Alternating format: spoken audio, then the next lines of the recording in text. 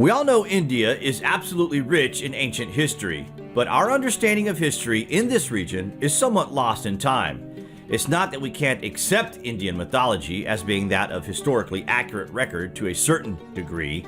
It's just the fact that certain aspects of these written tales do not fit in with the ideology that we have become accustomed to believe without question throughout thousands of years of suppression. Traditions still exist in India, however, that are so ancient they literally date back to the time of the gods and are still preserved through oral tradition and the building of conceptual ideas that were already envisioned thousands of years earlier. One such masterpiece is in that of the Konark Sun Temple, and while it is widely accepted that this incredible monument was only built in the 13th century, there are others who suggest that this work of ancient art is much older and may have been the subject to a restoration in the 13th century as opposed to being constructed then, and the true timeline of this building is placed many years earlier. Wait till you hear this. According to Hindu mythology, the Konark Sun Temple was constructed by Samba, one of Krishna's sons. Samba has been cursed by Krishna because he entered the bathing chamber of his father's wives. As a result of this, Samba suffered from leprosy. He was advised by a sage to undergo severe penance for 12 years at Mitravana. This was pleasing to Surya, the sun god, who is also the healer of all skin diseases. Samba was cured of his leprosy by this deity. Krishna's son showed his gratefulness to Surya by promising to build a temple in his honor. The following day, whilst Samba was bathing in the river, he found an image of Surya under the water, which he took and installed at the temple he built.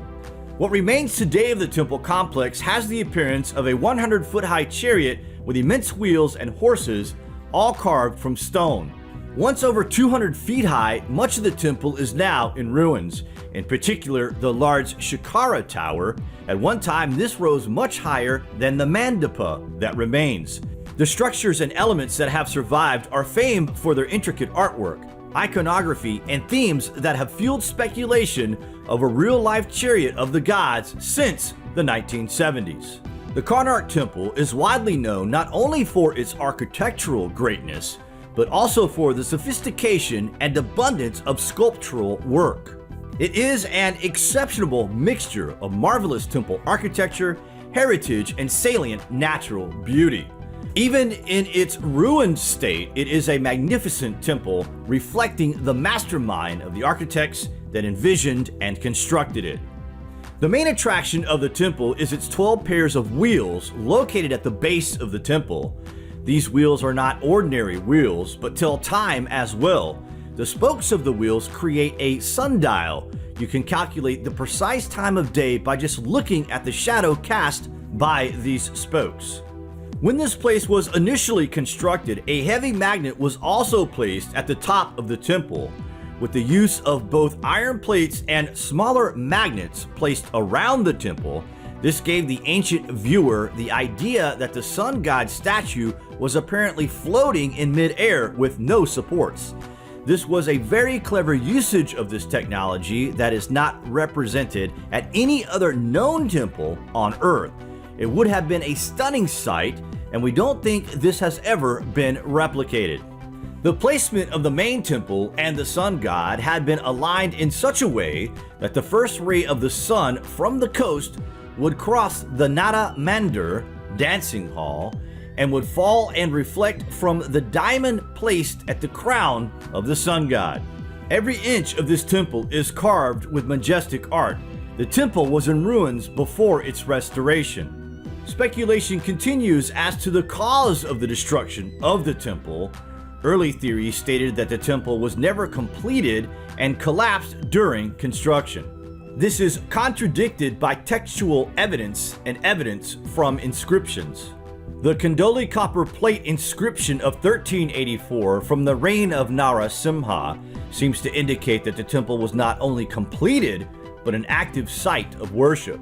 Another inscription states that various deities in the temple were consecrated, also suggesting that construction of the temple had been completed. A non-Hindu textual source, the Akbar-era text An-e-Akbari by Abul Fazl, dated to the 16th century, mentions the Konark Temple, describing it as a prosperous site with a temple that made visitors astonished at its site, with no mention of ruins, by the way. Texts from the 19th century do mention ruins, which means the temple was damaged either intentionally or through natural causes sometime between 1556 and 1800. The intentional damage theory is supported by Mughal-era records that mention the Muslim invader Kalaparhar attacking and destroying Jagannath, Puri, and the Konark Temple. Other texts state that the temple was ransacked several times by Muslim armies between the 15th and 17th centuries. Islamic texts describe the raids of Kalaparhar, mention his army's first attempt to destroy the temple in 1565, but they failed. They inflicted only minor damage and carried away the copper kalasa. In 1984, the enigmatic masterpiece was placed under the protection of the entire planet when it was listed as a UNESCO World Heritage Site to be maintained for all time. It is a shame to think how much of it has been lost, but through the myths and legends, we can trace this place back through history. There is so much more just waiting to be discovered, and even more so, the history of our true ancient past. We are probably lucky to have as much left on this planet in regards to ancient places, but there is no doubt that at least 80% of all ancient places, dating through thousands of years, are lost forever. We are beginning to wake up as a civilization. More and more history is adding to the real truth. Books can be hidden and destroyed, and knowledge can be used to control the people, but when you look at what they can no longer hide from us, the enormity of what was at work in the very ancient past becomes apparent, dating modern history back 12,500 years, and ancient history beyond that timeline. If we look at the history of ancient sites based on this notion, it actually makes sense and the dots begin to add up. What do you guys think of the Konark Temple?